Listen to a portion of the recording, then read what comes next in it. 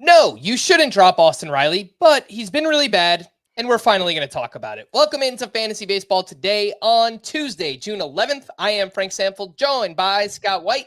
Today on the show, we have 5 struggling hitters that we have not talked much about, 3 pitchers that continue to look like sell highs. I don't know if you can actually sell high on them, but we'll talk about them. What to make of Ryan Pepiot this season, and much more.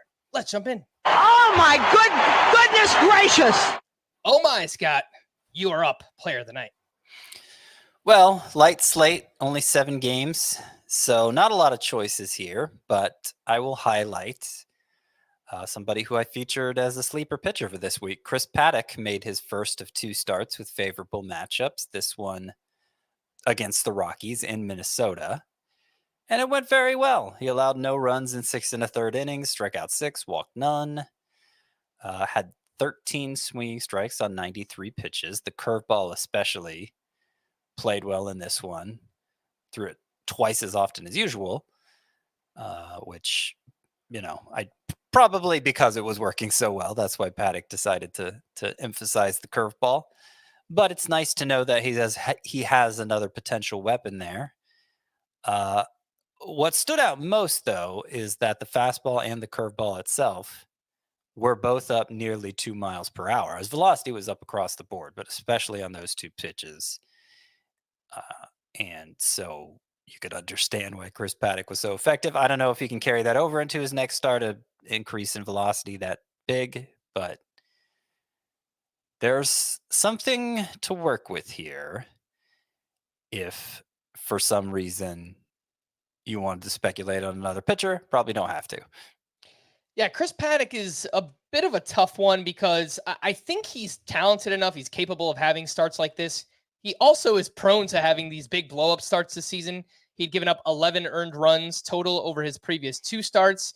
And I just don't know about the pitch mix. Like, none of his pitches have a whiff rate over 29% entering this start. He used to rely heavily on that changeup. He's starting to mix in some of these breaking pitches. So the good starts, like, they come around. He doesn't walk many. I think he could be usable in the right spots, like this week, for example. Like probably, matchups play. But yeah, it's just like, if you're using him like that, I think it's fine. But I don't know that there's much more than that with Chris Paddack. Is that fair? I mean, it's hard to rank him inside my top 100 rest of season, just given the surplus at starting pitcher. It's not like you have to, this is part of the reason why I was so, I don't know what the right word is. I was just unimpressed, I guess, by the pitcher call-ups that we talked about yesterday. Hurston Waldrop and Drew Thorpe, who both have prospect pedigree and success in the minors, but you gotta be really good, really consistently to crack even the top 100 in the starting pitcher rankings right now, and that's a lot to ask. Obviously Hurston Waldrop couldn't do it in his debut. Maybe he'll never have a bad start again, but it's a tough hurdle to clear. Yeah, the bar is just set so high right now for starting pitching, and I haven't looked into the overall league context yet for the month of June. I think I'm going to do that over the next couple days, and maybe on Thursday, if we have a shorter slate, we could talk about it. But it feels like offense has been up in June, but we'll talk about that a little bit later on in the week. Oh my goodness gracious, for me is going to be Ha-seong Kim, who quietly has been really good this season, and he's another hitter that we just really haven't talked about. There hasn't really been much reason to. It's just, all right, he's going out, he's doing what was expected of him, but there's not many hitters who are actually doing what was expected of them entering into the season. So he went 1 for 1 with 2 walks, 2 RBI, and his 14th steal here on Monday. The batting average is only 223, but that comes with a 335 on base percentage, 9 homers, 35 runs, 34 RBI, and 14 steals. So Ha-seong Kim, he's doing things. He entered this game as the 59th overall player in Roto. If you have him in a head-to-head points league, nearly as many walks as strikeouts this season, 39 walks to 44 strikeouts. And we were all pretty skeptical that I think the power would translate again this season because Ha-seong Kim is not somebody who impacts the ball very hard at all. But it's worth pointing out he does have a career-high 5.8% barrel rate. Not that that's a good number, but it's good for him because it's a career high. Anything to add, Scott? Ha-seong Kim, a name we haven't talked about, but feels like one of the unsung heroes in fantasy right now. Yeah, he has. For somebody who had a lot of bust speculation coming into the year, he has not been a bust. Now, he's not hit for a particularly good batting average, but the league-wide batting average is so low. BABIP is down so much that it's hard to hold that against him. He's certainly been productive in terms of power and speed and a must-start player. So no dissatisfaction with Ha-seong Kim to this point. By the way, while you were talking about that, I actually did pull up the numbers for June here. And the two I use, the two I cite most often are home run to fly ball rate, how often are fly balls turning into home runs, and BABIP, how often are batted balls turning into hits. And both are up in June. They kind of are always up in June relative to April and May. They're still low considering it's June. For instance, June of 2022, which was the year where we were all freaking out about offense being down, the home run to fly ball rate was 12.3% in June of 2022. Again, a bad year, quote unquote, bad year for offense. It's 11.2% so far this June. So more than a percentage point down just from June to June. And that's significant. It's early in June. There's still 2/3 of the month to go, and maybe it'll go up from there. Presumably it'll go up from there, but it's not like we're seeing drastic improvement so far this month. All right, that's good to know. It feels like we've talked more about pitcher regression and pitchers taking step backs recently. So I don't know, maybe it's just kind of felt that way, but hopefully it is up. It is up. It's just not like it hasn't normalized, I guess, would be the way to put it. Last point on Ha-seong Kim. The only thing that I would ask for more from him in fantasy is for him to move up the lineup. The problem is, he's consistently batting 7th or 8th in the Padres lineup, and it's not like they have the greatest lineup. Like the top half of it is okay. Obviously, Fernando Tatis has come around, and Luis Ariz has hit well since being traded there. But it feels like Ha-seong Kim could pretty easily move up in the Padres lineup. So I would like for that to happen. The fact that he's been this good and it still hasn't happened tells me it's probably not going to happen. But yeah, that's probably the only other thing that could raise Ha-seong Kim's value at this point. Quick reminder to sign up for the FBT newsletter if you haven't already. If you're watching on YouTube, you could scan the QR code that will take you right to the website. You click on the FBT logo, you punch in your email address, and it's easy as that. You'll get a newsletter delivered right to your email inbox every Monday through Friday. Let's take our first break, and when we return, we'll talk about the news and notes. We'll do that right after this. Ladies, be shaking.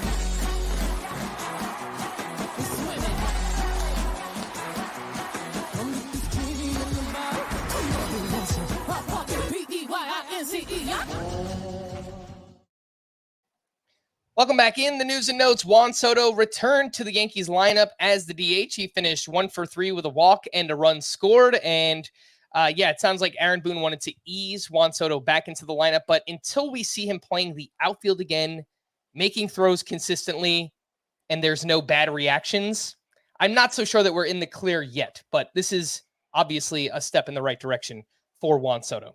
Kyle Tucker is, go ahead. Anything on Soto? We talked last week about how maybe Juan Soto is the best player in fantasy. Like if we're drafting today, maybe Juan Soto would go number 1 overall. I don't know that who did you say? Did you agree with that, Juan Soto, or were you on somebody else? I moved him up to number 1 in my outfield rankings. And I think in Roto, I would take Bobby Witt, but in head-to-head points, I would take Juan Soto first overall. Yeah. Okay. I think it might be Aaron Judge now.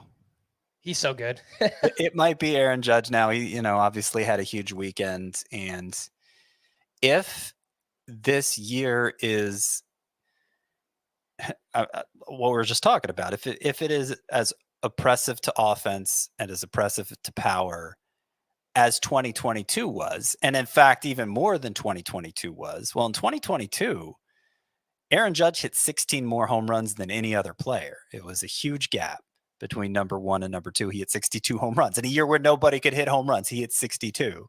the most in American League history. And so if this year is going to play out similarly, even more so like that, then you're going to see that outlier exit velocity, those outlier exit velocities of his, you're going to see it be more substantial in terms of the impact it has on his stat line, like we saw in 2022.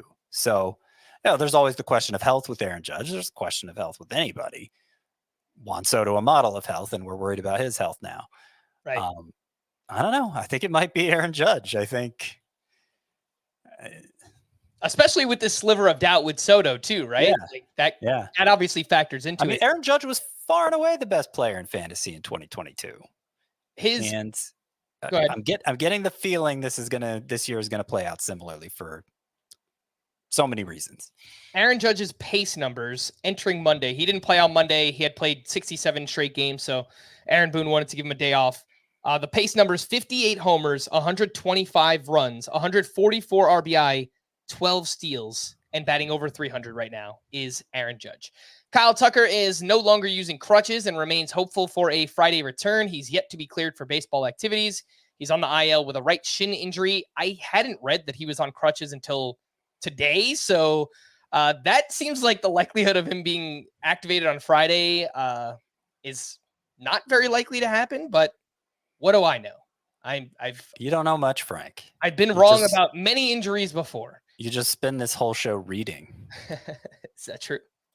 Red Sox manager Alex Cora suggested Sunday that Rafael Devers should be back in the lineup on Tuesday. Devers missed Sunday's game with left knee soreness. I don't want to read the rest of the news now because you called me out for just reading things. I mean, to be fair, you're reading your own notes. So should I not read them? Should I just No, go ahead.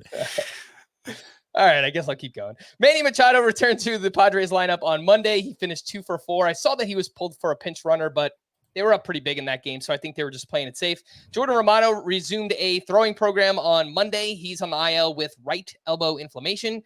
Andres Munoz is still dealing with his sore back and could be day-to-day for the foreseeable future. That means Ryan Stanek is the next up for saves in the Mariners bullpen. And if you have Andres Munoz, I would go out and get Ryan Stanek as like a handcuff because it doesn't sound good for Munoz right now. Blake Snell is scheduled to throw off the mound later this week. He's on the IL with a mild left groin strain. Jack Flaherty is expected to make his next start this weekend against the Astros. He left his last outing with back tightness. Gavin Williams made his second rehab start on Sunday. He allowed 2 runs over 3 innings, striking out 3. He's 62% rostered. Who would you rather stash between Gavin Williams and Clayton Kershaw? I think Kershaw. There's little reason to doubt how good Kershaw is going to be when he comes back, and it sounds like he may be only a month away. So I was making a point to add Kershaw in any league where he was still available this weekend. All right, Cade Povich will make another start on Wednesday against the Braves, and I didn't ask this yesterday, but where does Povich rank among the recent pitcher prospect promotions with Drew Thorpe and Hurston Waldrop? Yeah, at the bottom. And for what it's worth, I think I'd still have Christian Scott ahead of all of them. Christian Scott, who is currently in the minor leagues, but I doubt is going to stay there for long. We actually, because I don't think he's going to stay there for long, we've actually seen him have some success in the majors. And I think the strikeout upside is very high. So that just kind of puts it in perspective further. Anthony Rizzo has now sat out 2 games in a row due to performance. And according to The Athletic's Ken Rosenthal, the Yankees are not ready to give up on Rizzo just yet. Elias Diaz left Monday's game due to a left calf injury. Matt Chapman has missed 2 straight due to a hamstring cramp, but the Giants are optimistic he will be back in the lineup on Tuesday. Tommy Pham began a rehab assignment in the Arizona Complex League on Monday. D-back shortstop prospect Jordan Lawler will be reinstated to AAA on Tuesday. He missed the entire season to this point with a torn ligament in his right thumb, and would not surprise me if Lawler makes an impact in fantasy at some point later this season. So just a name to put on the radar, throw him on the scout team for now. Brett Beatty might see action at second base at AAA, and it looks like the Mets are trying to find any reason not to play Jeff McNeil. Rightfully so. He's been really bad.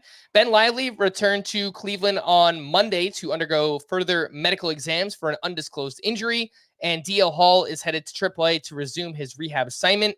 He experienced a setback with his sprained left knee back in late May. 3 pitchers who continue to look like sell-high options, but I'm just not sure how much you can get for them. So we've talked a lot about Carlos Rodon recently and had the same conversation with his last start.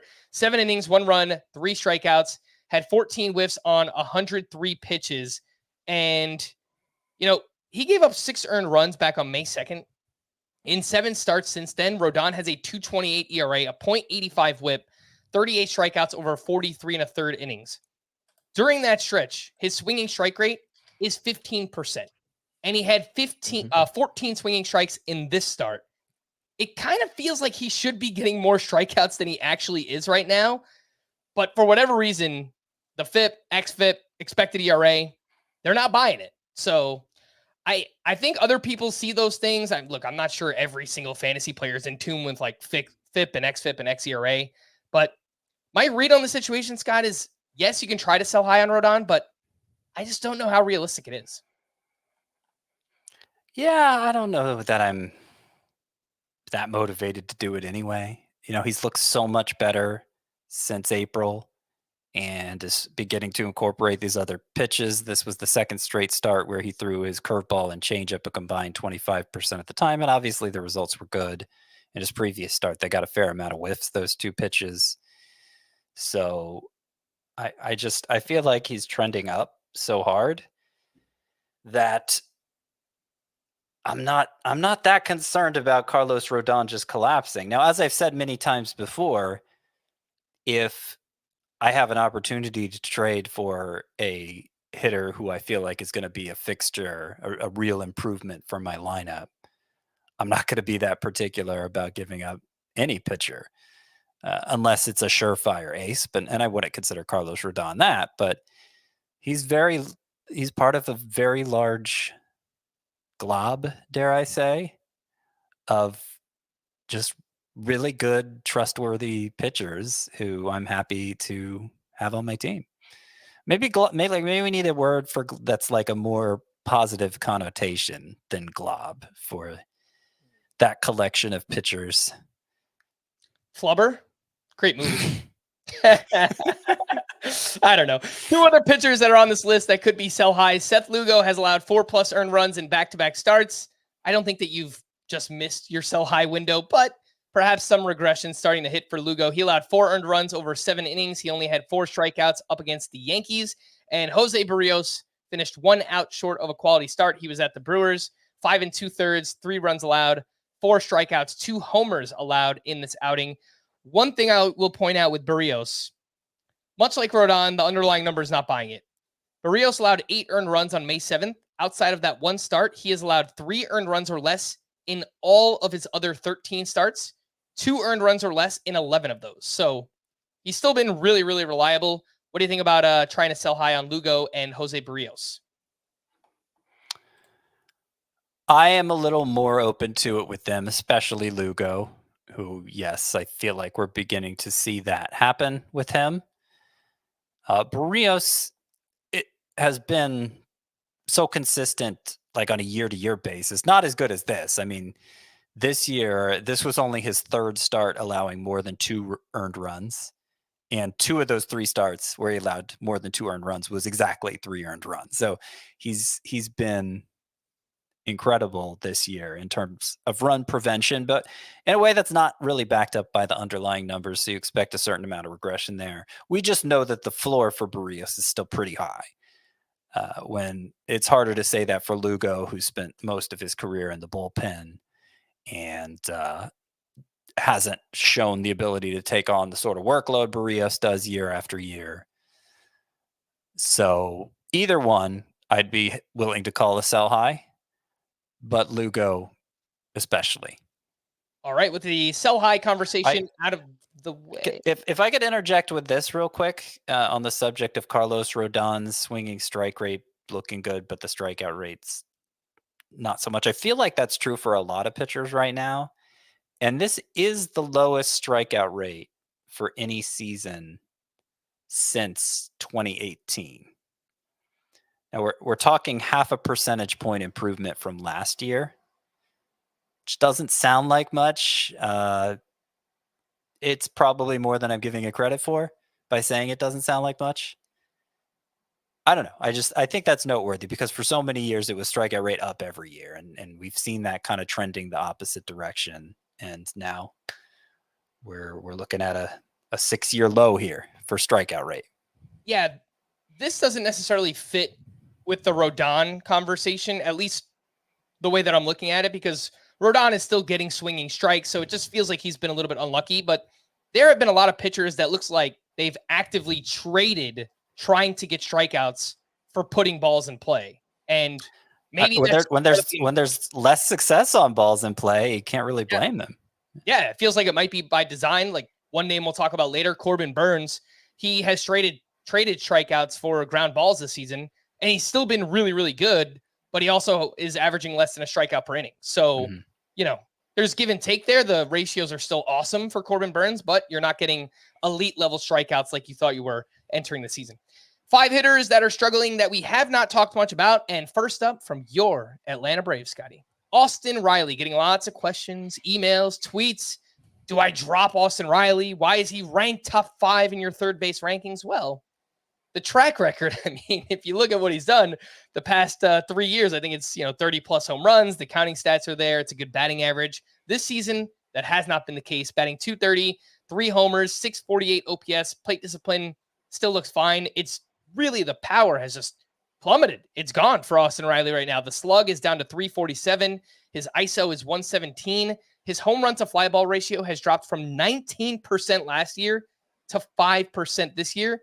And he's still hitting the ball really hard. Scott, what are you seeing with Austin Riley? And is he someone you would try to buy low on right now? Absolutely. I'd try to buy low on him. I'm actually writing an article that'll be up Tuesday. That's basically, will these 15 hitters get back to normal? Because there are so many high-end hitters who, even now, 40% of the season are performing well below expectations. And I suspect a lot of it has to do with the oppressive hitter environment. That's certainly exacerbating the issue, but there are other issues to get into for these 15. I will say Austin Riley. So I kind of do like a scale of 1 to 4, how concerned I am, 1 being lowest concern, 4 being highest concern. And I gave Riley a 1. He's one of the least concerning to me because you dig into the numbers: normal K rate, normal walk rate, normal hard hit rate, normal launch angle, exit velocity just a shade low. But mostly it's that the barrel rate is low. He's not barreling up balls at his usual rate. And that's true for a lot of the Braves lineup. And that seems to me like a timing thing. And like, how did they not have their timing down 40% into the season? I don't know. I don't know what's going on with them. If they need to change their batting practice habits or what's happening there. But I do feel confident that nothing skill wise has changed for Austin Riley, and that it would take just a small little timing adjustment for him to go off. And, if the environment wasn't as bad for hitters as it is, we may not have even really noticed, because enough of his hard hit fly balls would have sailed over the fence that the numbers don't look so bad. But if you're comparing his exit velocity readings, all the numbers I laid out, to just hitters at large around the league, like he should have better numbers than he does. And I think it's mostly because of that barrel rate. Mm-hmm. I was going to ask, do you think it could be related to Ronald Acuna being hurt? But Ronald Acuna himself was not what we expected. He, was underperforming, and a lot of the Braves hitters were underperforming even when Ronald Acuna was in the lineup. So I don't four of the 15 hitters are Braves in that article I'm writing. Who would have thunk it, right? On June 11th, Marcell Ozuna, the most valuable hitter in the Atlanta Braves lineup. Crazy stuff. Would you give up any of these pitchers for Austin Riley? 1 for 1. Let's just say you have, a pitching surplus. Would you give up Shota Imanaga for Austin Riley? If I have a pitcher surplus? Yeah. I mean, I'd try not to, but if push came to shove, yeah. What about Paul Skeens? Yeah. Ranger Suarez? Mm-hmm. Anybody Sure. who's not a surefire ace. Yeah. Okay. So I assume you're going to say yes to Garrett Crochet and Luis Heel. Yeah. If you're putting it in terms of if you have a pitching surplus. So I'm sure I don't have a hitting surplus. Now, maybe I have a great option at third base and don't really need Austin Riley. Obviously, I could stick him a utility or corner infielder, and I still think he's going to be plenty worthwhile at either of those spots. So I'm not saying you got to trade one of those pitchers away if he's the only thing keeping you afloat in the pitching categories. But if he's not, if you have a pitcher surplus, which you're more likely to have than a hitter surplus right now, then of course I would trade any of them for Austin Riley. Yeah, and that's exactly why I chose those 5 names, because they are, from the start of the season till now, I would say some of the biggest pitcher risers in fantasy, with Imanaga, Skeens, Suarez, Crochet, Luis Heel. So they might have been names that you got really late or you picked up, and as a result, you might have surplus. And so if you could turn any of them into Austin Riley, it's something that you could look to try and do. Adolis Garcia, he had an awesome April, batting .292, 8 home runs, 4 steals, .932 OPS, and then has just fallen off the face of the earth. Since May 1st, 155 batting average, 506 OPS. The quality of contact is, the average exit velocity is down during that span, but he still has a 14% barrel rate. So I don't know exactly what's going on there. I think he's trying a little bit too hard to raise the launch angle, to hit for power, to hit the ball in the air, because the fly ball rate is up. The infield fly ball rate has been a problem for Adolis Garcia. What have you seen? Are you actually worried about this, almost month and a half stretch right now, or you think it's more likely that Garcia gets back on track? Well, when I was digging into to Adolis Garcia's numbers, I wasn't so much breaking it down month by month. I will say he did have, okay, so I'm looking at it now. He did have a stretch in the middle of February, a 6-game stretch where he homered 4 times. So it hasn't been in February. I'm sorry, in May. I was thinking second month. May being the second month of the season. Yeah. In the middle of May, he had a 6-game stretch where he homered 4 times. Just looking at the full season for Adolis Garcia, everything looks about on track, pretty much right on track, except for the batting average, which is hovering around 215, 220 rather than 235, 240. But even 40% of the way through the season, I don't see a misalignment of 20 to 30 points in batting average as a major issue. As long as everything else looks normal and the power production looks normal for Adolis Garcia, like everything basically looks normal. You could say, okay, the batting average is down because it's too many infield fly balls. As you pointed out, that rate is high for him. But that's kind of more an explanation than a prognosis, like, yeah, he's had a little more trouble getting hits lately, but I feel like any player, even over a full season, is susceptible to hitting within 30 points of his usual batting average.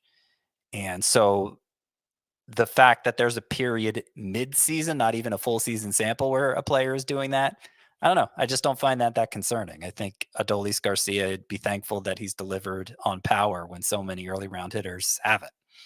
So if somebody in your league was just freaking out because he's been bad for whatever the past 5 or 6 weeks, you would try to capitalize on Adolis Garcia. Yeah, sure. I see him as a top 15 outfielder. Yeah. Cool. What about CJ Abrams? It's a very similar case to Garcia because he had an awesome April. He hit .295. He had 7 homers, 7 steals, a .992 OPS. Since May 1st, Abrams is batting .206, just 2 walks to 35 strikeouts, a .549 OPS. And what surprised me, he only has 10 steals total. So only 3 steals since May 1st. Obviously, you have to get on base to steal bases. But the Nationals they lead all of baseball in steals, and CJ Abrams only has 10. So that just kind of caught me off guard. The expected stats still look really good for Abrams. 287 XBA, 462 XLUG. he strikes me as someone who might just run really hot and cold. We saw that last year as well. And I think right now is one of those really cold spells. And yeah, I would try and take advantage if you can on CJ Abrams. Yeah, I'm trying to decide if I'm disappointed in the way CJ Abrams' season has gone or not, because based on his recent slump, his slash line isn't that different than last year, but he's running a lot less. Over the final 3 months last year, CJ Abrams stole 38 bases. So we were thinking, okay, next year, maybe he won't steal 75, but 60, I think you can pretty safely pencil him in for 60 after he stole 38 in the final 3 months. And now he's not even pacing for 30. So that is a disappointment. That's the main thing you drafted him for, while the slash line looks like it does now. But you point out the expected stats look really good for CJ Abrams. He's still putting fewer balls on the ground. He's still pulling the ball in the air more. He's still showing indicators of growth as a hitter here that early in the year was reflected in the numbers. Now, not so much, but those underlying indicators are still there. So maybe it's a bad time to make those kind of improvements with the ball not carrying as well. I don't know. I can't say with confidence that CJ Abrams' actual stats are going to catch up to the expected stats as opposed to the other way around. But I'm saying if CJ Abrams lives up to our draft expectations, it's more because, or I guess to his draft cost, it's more because he improved as a hitter than because he delivered on the steal total. I don't know what's happened to the steals, but they haven't been there. Mm-hmm. Two other hitters that I have on this list, and they're not in the same category as the names we talked about. I think these might be names you more so go after in a deeper league where you just really need to value playing time. Dansby Swanson and Yandy Diaz. So Swanson is batting .226 with 6 homers, 4 steals, a .674 OPS. Strikeout rate is elevated. Ground ball rate is a career high, 51.5%. And with Yandy Diaz, a lot of the same problems. The ground balls, just way too many, near 57% ground ball rate. That's up from last year.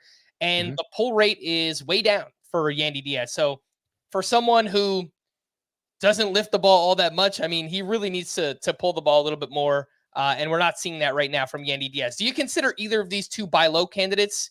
If so, I think it's more for a deeper league. What do you think? Yeah. Yeah. I think in shallower leagues, they're closer to being dropped. In fact, I've seen Dansby Swanson dropped in a couple of leagues, the Podcast for the People League, which is head-to-head, smaller lineup, but 16 teams. Somebody dropped Dansby Swanson. I picked him up because he has such a consistent track record that I'm still willing to gamble on him meeting it. But I wouldn't say there are no concerns here with Swanson.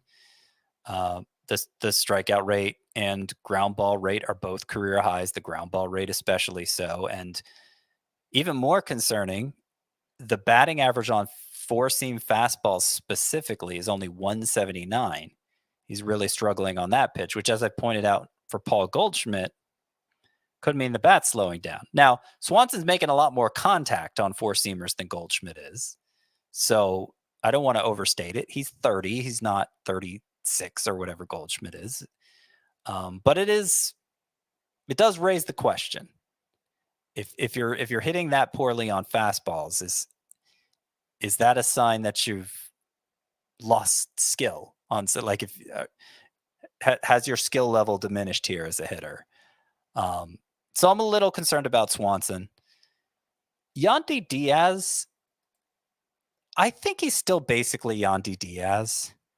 He's doing some things wrong, but so specifically what Yandy Diaz is doing wrong is I noticed, okay, exit velocities, a lot of the stuff looks the same. Strikeout rate, walk rate is way down.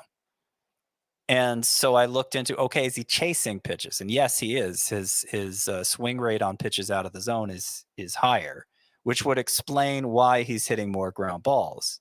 So it seems like, I don't know if he's pressing or if he's just not making the right decisions, swing decisions. Clearly he's not making the right swing decisions. But that's something that can improve. And if it does, I think the fact that Yandy Diaz is still hitting the ball as hard as normal, I think it's going to lead to better outcomes. Will it lead to outcomes as good as last season?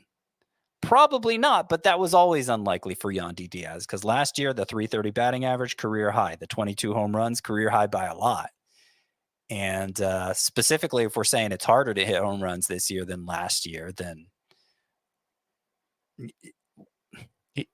I don't know that we should count on much more than a dozen home runs from Yandy Diaz. If he hits like normal, he'll be a points league standout because the plate discipline is so good. And probably since offense is so hard to come by, he'll still be a deserving starter at corner infield in roto leagues. But in shallower category leagues that don't have those extra lineup spots, Yandy Diaz might be pretty Frenchy. All right, let's hit our final break. And when we return, we'll get back into Monday's action. We'll do that right after this. It's a Sunday in Seattle with another round of the Cascadia rivalry on CBS and streaming live on Paramount Plus. Keep your eyes on me. Welcome back in. Some waiver wire pitchers from Monday's action. We already spoke about Chris Paddack. The other two names, don't think there's going to be much of a priority on either one, but Colin Ray turned in a very strong start against the Blue Jays. 7 innings, 1 run, 4 strikeouts there. His first quality start since May 13th. And Spencer Arrighetti turned in a solid start at the Giants. 5 2/3, 1 run, 6 strikeouts, 11 whiffs on 99 pitches. Now, I keep thinking there's a pitcher here with Arrighetti. He has good secondaries. He throws hard. Control has just been a massive problem. 3 walks in 7 of 11 starts for Arrighetti. So if he can learn to throw more strikes, I think down the line there could be something there. But I think with either one, like I said, not much of a priority. What do you think about Colin Ray and Spencer Arrighetti? Yeah, I would agree. If I'm kind of poo-pooing Drew Thorpe, then I got to do the same for these guys. I'm not saying they'll never appear on my sleeper pitchers for the upcoming week. They may be streamable with good enough matchups. I think Colin Ray already has at some point this year. But Colin Ray, his ERA estimators are all 4.50 or higher, even though he has a respectable ERA. And Arrighetti, yeah, some positive signs there with the whiff rate and the secondaries, but overall just not quite enough to move the needle in this environment. Let's talk waiver wire hitters then. And Zach Geloff kind of coming around. It's like, I wish there was a little bit more, but he's showing some signs. 2 for 4 with his 7th stolen base. And last 10 games for Geloff, he's batting .250 with 2 homers, 3 steals, 55% rostered.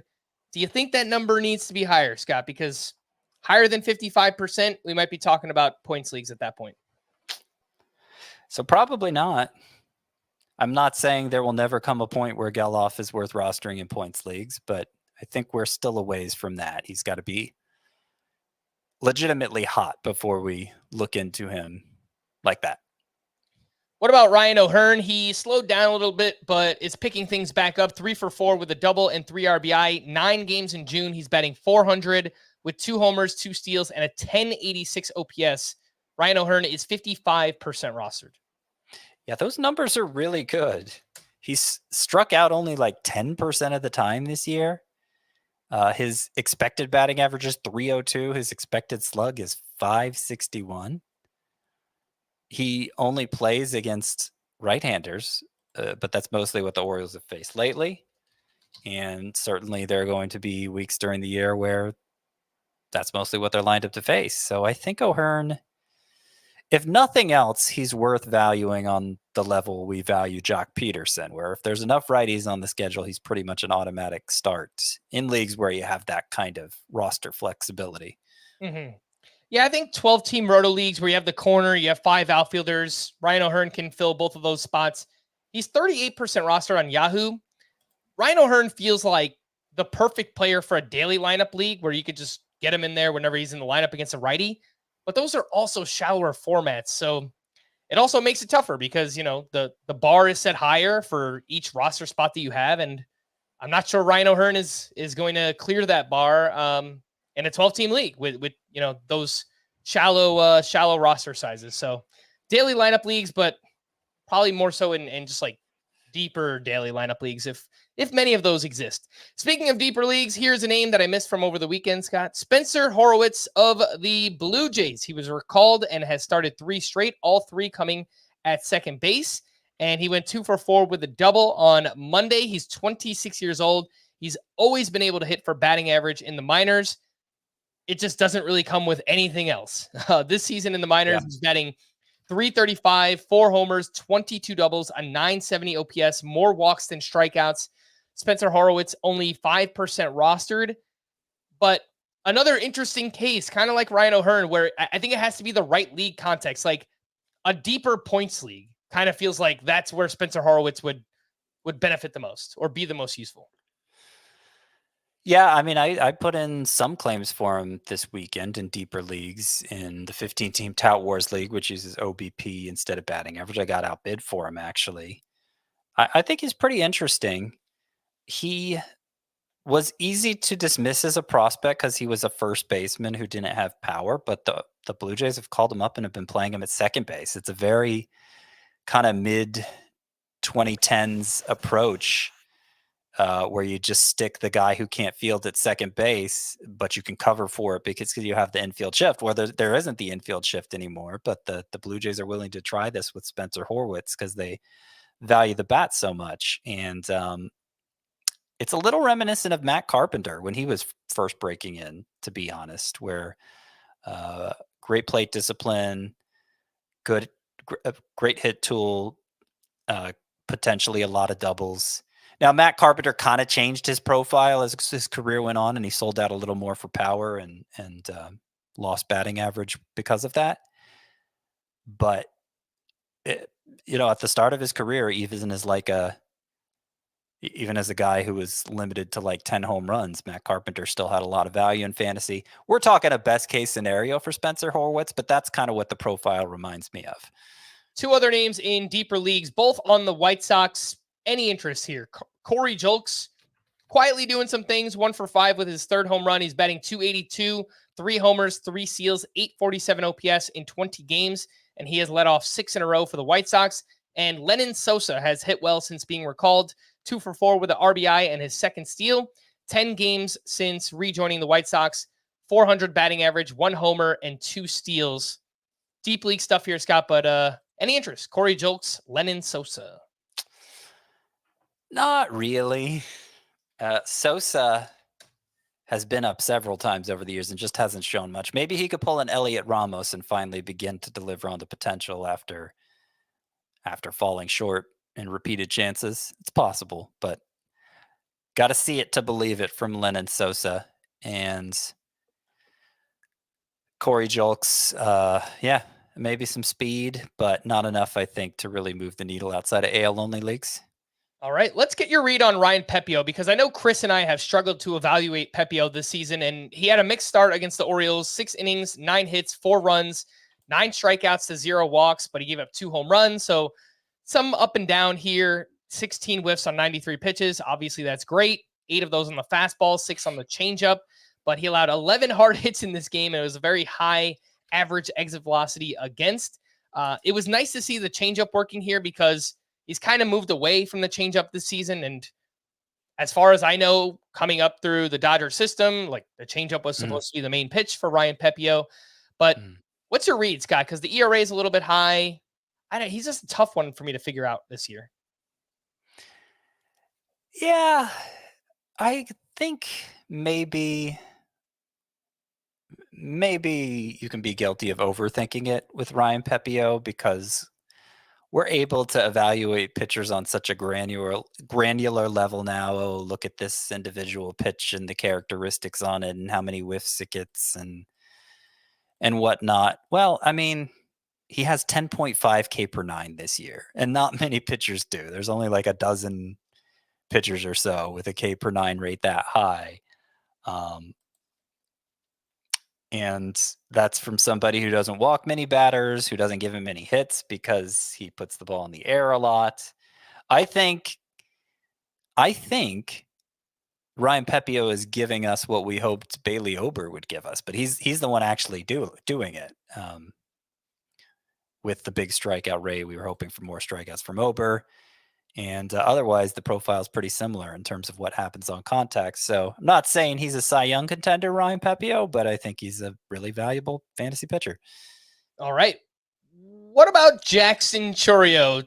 Kind of showing some signs recently. I'm rooting for the kid. I want it to happen, so I might be grasping at straws here. But 1 for 2 with a walk and his 7th home run. Last 6 games, he has 6 hits, 2 homers, 4 runs, 6 RBI. And overall, still batting .220. He's got the 7 homers, 7 steals. His zone contact is actually really good, nearly 87%. He just chases and whiffs quite a bit. Could this be a sign, Scott? Things could be happening for Jackson Chourio. What do you think? It could be a very, very early sign, one that I'm not willing to say. Like it's such a small sample of success. 4 strikeouts, a 300 batting average in June. He still hasn't hit a ball harder than 108 miles per hour this year, so I'm still underwhelmed by the quality of contact. But let's keep an eye on him. Maybe things will continue to improve from here. Yeah. Jackson Chourio down to 78% rostered. I don't think people are wrong, especially in a points league, for dropping Chourio because he's still sitting out here and there. He's striking out quite a bit. So I think that's fine. But if he gets dropped in your league, just, again, throw him on the scout team. Let's see where it goes from here. Some early signs in June from Jackson Chourio. Let's get into some pitching standouts. And the first group, Corbin Burnes turned in a quality start. He was at the Rays, 7 innings, 2 unearned runs, 6 strikeouts, had 13 whiffs on 92 pitches. Dylan Cease, a quality start against the Oakland A's, 6 innings, 1 run, 8 strikeouts with 15 whiffs on 104 pitches. He was struggling before this. His previous 5 outings, a 5.86 ERA and a 1.34 whip for Dylan Cease. And Logan Gilbert turned in a quality start against the White Sox, 6 2/3, 3 runs allowed, 8 strikeouts to 0 walks, 20 swinging strikes on 95 pitches. And last 7 starts from Logan Gilbert. This also includes an 8 earned run outing. So I'm kind of cherry picking here, but a 4.89 ERA and a 1.18 whip for Logan Gilbert. Anything to add on him, Cease, and Corbin Burnes? Sure. To your point earlier about Corbin Burnes and the strikeouts, he still has just 2 starts this year with more than a strikeout per inning, which is incredible. They were both 11 strikeout games, as I recall, but still, it's just not relying on that so much this year. Hasn't seemed to matter yet. Dylan Cease, even though he's struggled recently, it hasn't been in the normal Dylan Cease way. Like, he hasn't been walking batters. 3 walks in his last 4 starts, like a combined 3 walks in his last 4 starts. So I think overall, I'm still pretty encouraged by the way Cease's season is going. Logan Gilbert in this start threw his cutter more than any other pitch, about twice as much as usual. And I noticed the same thing's been happening for George Kirby. The last 3 starts, I believe it is, not the cutter, but the slider. He's thrown his slider more. So a couple pitchers who really lean on the fastball, suddenly at the same time throwing a secondary pitch as their primary pitch and having success like that. So I just wonder if the Mariners are kind of changing their approach here a little bit. And maybe it's not fair to say Logan Gilbert leans on his fastball, certainly not to the extent Kirby does. He's always had a pretty full arsenal, but his fastball is normally his most thrown pitch. And in this one, he threw his cutter twice as often instead. So just something to keep an eye on with the Mariners pitchers. Yeah. The problem for Gilbert when looking into his, pitch mix and some of the numbers there, he's got great secondaries, the slider, the splitter, the curve, they all perform really well.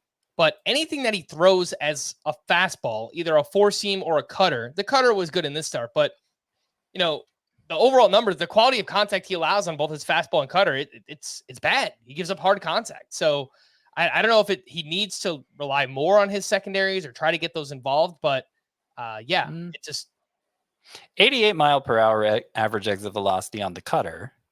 But it's a 350, so bad. 352 xWOBA is is really high for an individual pitch. Yeah. Yeah, I guess. The actual results on it have been good, but the expected stats, not so good. Yeah. Yeah. The fastball, I agree. No argument there. 92.2 average exit velocity on that pitch. And, well, you know what? He's managed to keep the batting average low on that one, too. But yeah, it feels like he's been a little bit lucky on both of those. Yeah. Maybe.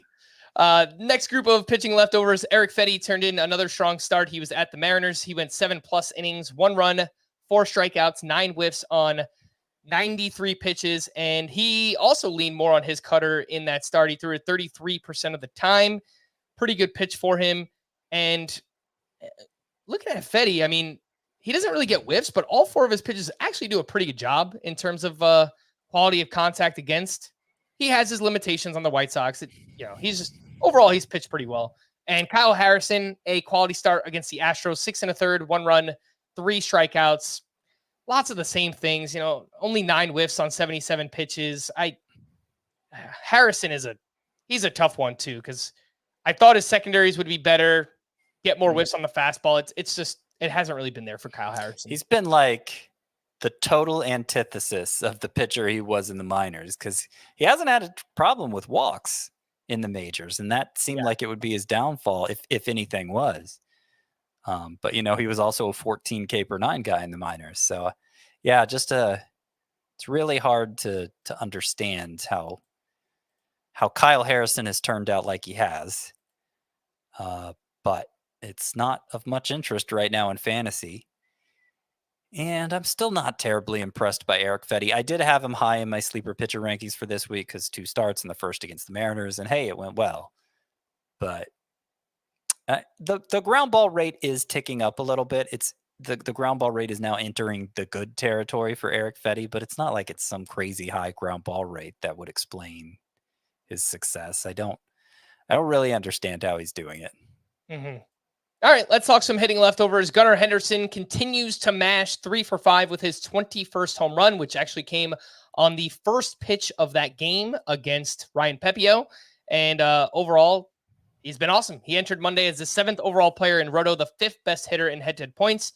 That is Gunnar Henderson. Royce Lewis homered again, 1 for 4 with his 4th home run. He has 4 home runs in 7 total games this season. 107.5 exit velocity, 435 feet for Royce Lewis. Willy Adames, he had slowed up a little bit recently, but had himself a big game, 2 for 3 with a sock and a shoe. His 10th home run, his 9th stolen base. Jake Cronenworth is coming back around after a bit of a slump. 2 for 3 with his 10th home run. He's homered in 2 of the past 3 games. And Cal Raleigh went 1 for 5 with a walk-off grand slam. Anything of note on these guys? Did you mention Willy Adames had been 1 for 20 in his previous 6 games? I wrote it down, but I did not mention it. Okay. Yeah, he had. I don't know that anybody cares. Willy Adames has actually been a hitter who's performing this year. And so it's kind of just... I feel kind of about hitters exactly how I felt about pitchers last year, where it's just like, I'm just looking for anybody who can do something for me, And if you're actually contributing, I'm not going to nitpick it so much because I just need something from you. Mm-hmm. I don't feel like Willy Adames is any better this year, but he's just producing. So great. Yeah, he entered Monday as the 8th best shortstop, both in Roto and head-to-head points leagues. Again, that is Willy Adames. Some bullpen updates for the Orioles. Craig Kimbrell walked 1, but struck out 2 for his 15th save. For the Yankees, Clay Holmes was unavailable. He worked 3 of the last 4 games. And it was Michael Tonkin who got the 9th. He walked 1, but struck out 2 for his first save. For the Brewers, Trevor McGill gave up a hit, but picked up his 10th save. For the White Sox, Michael Kopech entered in the 8th with a 3-run lead. He gave up a single, a walk, and a single. Then struck out Julio Rodriguez and Cal Raleigh. You think, all right, he's going to get out of this thing. And then he gives up back-to-back hits. There goes the lead. Jordan Leisure came on for the 9th with the game tied. He gave up that walk-off grand slam to Cal Raleigh. And for the Astros, Josh Hader pitched the 9th inning with the game tied. Rafael Montero got the 10th with a 2-run lead. He gave up 3 runs. Only one of those was earned. On 4 hits, he took his 3rd blown save and 2nd loss. Only thing that really stands out for me here, and I don't know that many people have Michael Kopech, but even in deeper leagues, I don't see it. I just don't see much value for, I don't know, almost anybody on the White Sox.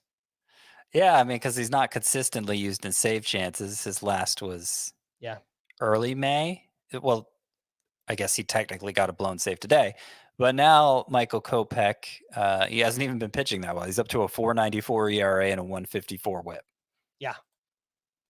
He's so fun to watch. I mean, he's electric. He throws 100 miles per hour, but sometimes he doesn't even know where it's going. He actually hit Tyler Locklear in like the face with a fastball. It skimmed off of the brim of his cap. So pretty scary stuff. And it was like 100 miles per hour. So I don't know. I don't know what to do with the Michael Kopech or the White Sox. You probably don't want him for fantasy. To stream or not to stream on Tuesday, we are looking at Mitchell Parker at the Tigers, Tyler McGill against the Marlins. Yeah. And I think yesterday you said Miles Michaelis against the Pirates. If I have to pick a third, yeah. I mean, there's also Albert Suarez. I saw him get added to the schedule, but he's facing the Braves though. Oh, come on. Nobody on the Braves can hit. Oh, yeah, Albert Suarez becomes the clear number 3 behind Mitchell Parker and Tyler McGill. By the way, Mitchell Parker ended up being the number 1 sleeper pitcher for this week. I know we didn't talk about that on Friday's show. A lot of rotation adjustments over the weekend. Mitchell Parker wound up with 2 starts against the Tigers and the Marlins. So hopefully you checked the update for the article heading into the start of this scoring period, because I'd moved Mitchell Parker up to number 1. Maybe the Nationals will insert somebody midweek and he doesn't end up making that second start, but you can only go with what you know at the time. To stream or not to stream on Wednesday, we have Jake Irvin at the Tigers. That one sounds pretty good. There's Reese Olson against the Nationals, coming off a start where he got bombed. You got Braxton Garrett at the Mets, David Peterson up against the Marlins. Yeah. Who are your favorites for Wednesday? Jake Irvin, followed by Reese Olson, even though he got bombed last time. And don't really see a third here. If I have to pick somebody, Braxton Garrett at the Mets. Yeah, that one's not so bad. I think either of those just going up against each other. Peterson, I don't think he's a great pitcher, but the Marlins are really, really bad. So it could work out. Team Name Tuesday, and this one is from Jason. And this is a song by Buddy Holly and the Clash. I fought the Lao and the Lao Wong. Yes. Lao Wong. Yes. I fought the Lao and the Lao Wong. I actually listened to it earlier to get a feel for it, and I completely forgot how it goes now. Yeah. I fought the law and the law won. Yeah. There you Classic. go. From Tom, Bybee Ford, the sale is over. All right. Why it's not Langford, this ward. Why it's not Langford, this ward. Something's not long for the... Oh, yeah. Something. Why it's not long for this world, I guess. World, yeah. Why it's not Langford. It doesn't work, Tom. You can't cram that many names into a team name. Yeah. Well, we tried. From Cause, Darno, good answers. Okay. I can go with that. And Au Contreras. All Contreras? Yeah, I've done Contreras to popular belief before, so this would be in the same vein. From Brad, like a fought in the wind. Okay. That's funny. From Mateo, be fruitful and multiply. All right. Sure. You're not going to have Mantiply on a team ever, but why not? Please me or tease me. Please me or tease me. That's good. Sure. Is there any wine left? No. We're out of vino. Okay. That's very Chris Berman-like, I feel like. And this last one is around the world, around the world. Like around the world, Daft Punk. I did a terrible job singing that. Sure. And these are all from AJ in New Jersey. They are wrestling themed. They are right up my alley. I don't know how many of these you'll know, Scott, but we'll say them anyway. Have a Bryce day. I mean, that's just a thing people say. That is true. You are correct. Brian, woo, woo, woo. You know it. All right. That's got to be Canely. So who is that? What is that actually? That's back in the day, whenever there was like a famous moment when Kane came out, the Undertaker's brother, and they said, that's gotta be Kane. You know, my sister and I were talking about this the other day. Wrestling. It was clearly like it was a big influential thing for a lot of people my age when they were growing up, but I just never heard about it. Like they were off enjoying it, but not ever like bringing it around me. And it was happening in the background and I was just never aware of it. And you know, we both felt that way about wrestling. It's just strange that in adulthood, we see so many people who were so influenced by it, but we never really saw the stages of it, of them being influenced by it as we were growing up. Does that make sense? Like, it's just kind of this weird phenomenon. Oh, you were into wrestling, and like so many people were, and you just didn't notice it at the time. Yeah, I mean, I think it's harder for me to relate to that just because, like, I was all the way in. Like, my family was all the way in. So I just people who were in, but I had all the exposure, and yeah, like all my friends were into it too. So yeah. But there were plenty of things that I knew people were into that I wasn't into. I didn't know that many people were that into wrestling. You see what I mean? Yeah. I don't know. Maybe it's they were on the DL with it. Like maybe people were like ashamed to be wrestling fans. I don't know. I don't know. It's like geographical. I don't know. It's like is Georgia known for like big wrestling fans? I don't know. It seems to, I don't think it's a geographical thing. I just think it was, I don't know. Maybe I was just oblivious. I don't know. Honestly, Scott, you're probably better off just knowing the way that I turned out. You might be better off. The New Age Outmans. These are all still wrestling related, by the way. We have basically the same jobs. You can't see Mejia. John Cena. All right. You will never forget the name Goldschmidt. Sure. Hello, Beatty. I like the way you're saying them. You're selling me. A lot of them energy. are. Yeah. I'm way too into this. Can you dig wit, sucker? Okay, so you get Bobby Witt's name in there if that wasn't clear. Sure. That's pretty good. All you have to do is Bo Leave in Bo Naylor. Okay. Actually, one of my team names one year was all you have to do is Bo Leave, because I had Yu Darvish and Bo Bichette on the same team. How about that? I'm better than you, and you know it.